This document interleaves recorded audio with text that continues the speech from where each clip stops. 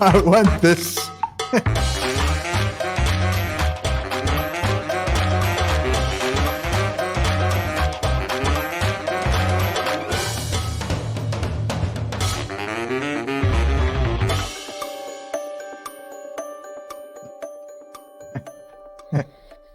Oh, what was that?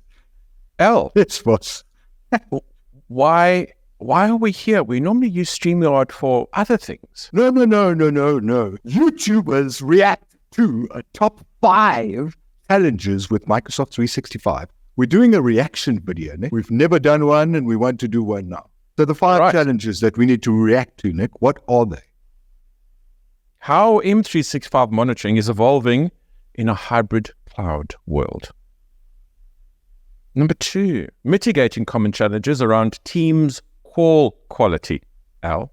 Number 3, how to adhere to governance policies and minimize usage impacts without losing your mind. mind blown. Number 4, How to identify. I think this is important. We won't go crazy on this one, but this one is important. Yes.